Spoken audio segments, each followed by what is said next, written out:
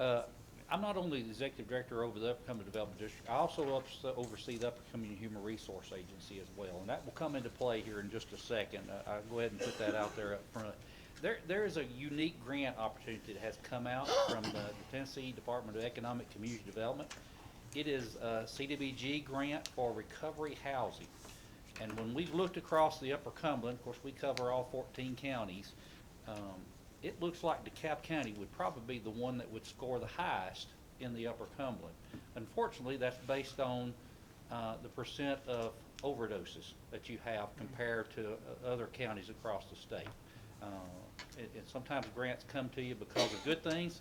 Sometimes grants come because things are not going so good. And DeKalb County, for whatever reason, has the highest percentage of overdose deaths in I think 2019. And that's the base year they're looking at. So we've been looking at all 14 counties, and we feel like DeKalb County would be the best community to apply for that. The reason I'm coming to you first is for a recovering housing type opportunity, it would probably make sense to put that inside the city limits. So we wanted to approach the city first of all to see, first of all tonight, is this something that you're interested in? You know, if this is something, as the community leaders, you look at and you say, you know, that sounds great, but we're not interested as a community, that's all I need to know. We're just trying to get a feel for where you're at and see if you're interested in it.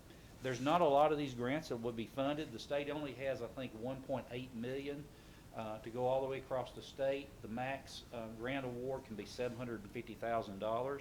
So there will only be a couple awards probably across the state. But DeKalb County having the highest numbers, we feel like you would have a very lucrative grant application to go after that. What we would propose to do, and in this grant, I've gave you copies of that, and I know you've not had a chance to look at it, but in this grant application, you would have to partner with an agency to oversee this recovery housing. And that's where the Upper Cumberland Human Resource Agency would come into that. We run a substance abuse program there that we've had up and running for a couple of years, where we work with individuals to get them into recovery, and then once they get out of recovery, we're trying to place them into housing now.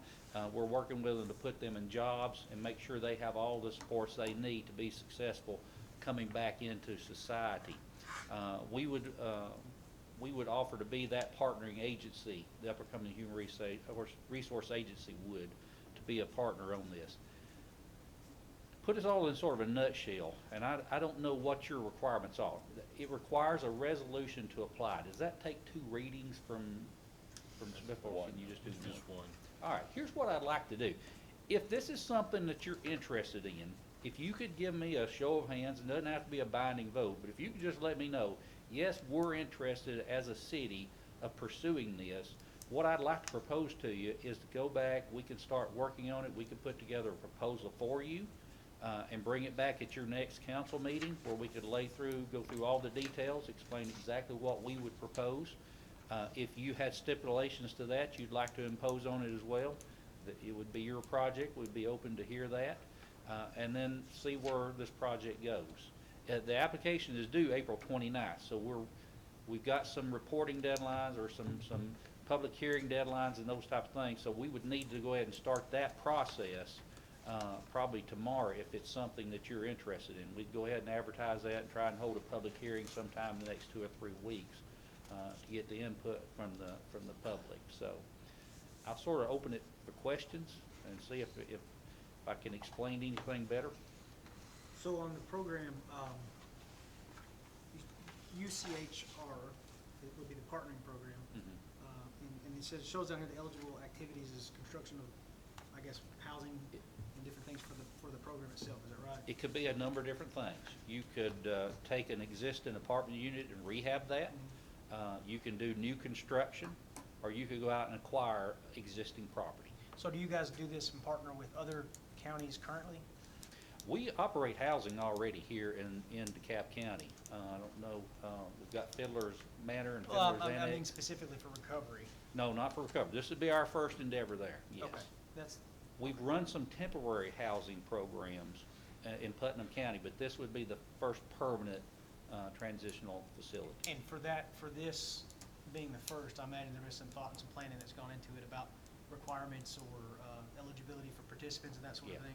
Yeah, Is this- there anywhere we can get some information about that? Well, it will have some of those specifications in the contract, and we'll have to get that information and get that too. That'd be part of our proposal. We would lay out exactly who would be in this housing, how long they would be there, what any stipulations, and then I would assume you would be able to put some other stipulations on that as well from the community level.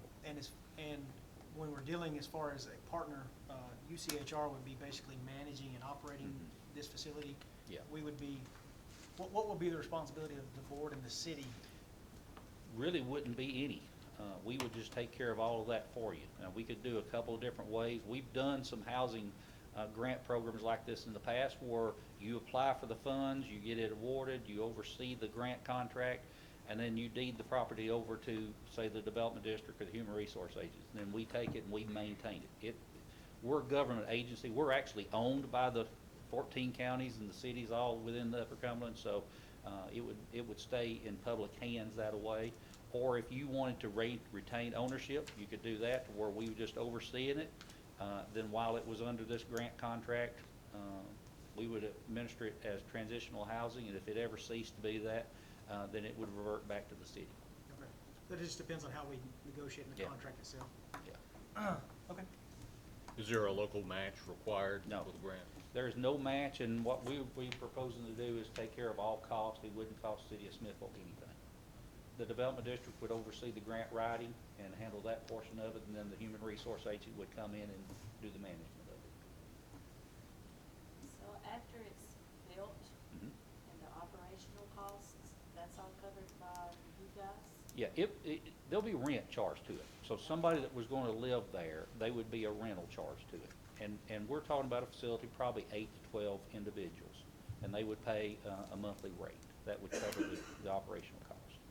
But there's no additional operational No. costs in the future for the No, city? we would not approach you for anything. Okay, I just wanted to make sure about No. that, so.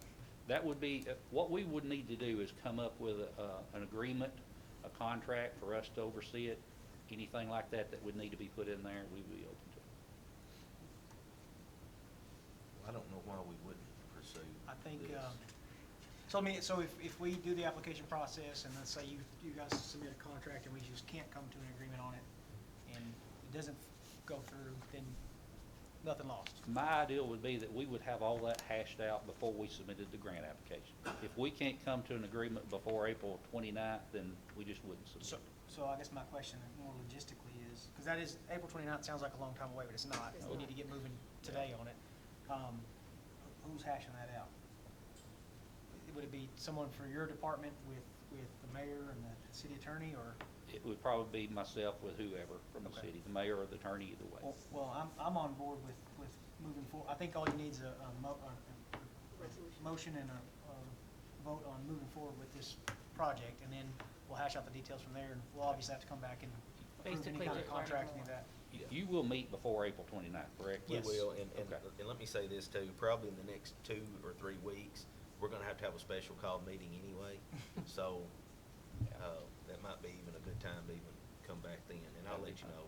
That's fine. I'll talk to you. So I make a motion to move forward with this, this grant application, and the idea of partnering with the Upper Cumberland Human Resources on this Okay. recovery housing. I have a motion on the table by Mr. Cox. Do I have a second?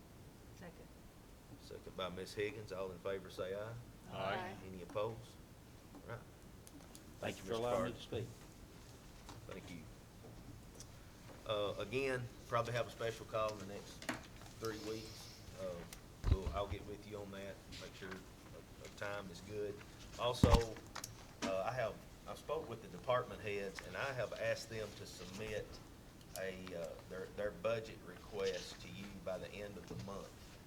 And what we'll do, I want you to have time to review those requests, and then possibly, I don't know, probably second week in April, we'll have a workshop. That way you've had time to look and ask questions and Janice is ready.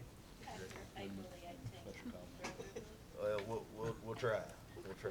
So, We'll zoom you in from wherever you're at. I won't have time. all right. Any more comments or have a motion to adjourn? So moved. Motion made by Mr. Cox, second by Mr. Washer. All in favor say aye. Aye. Any opposed? Meeting adjourned.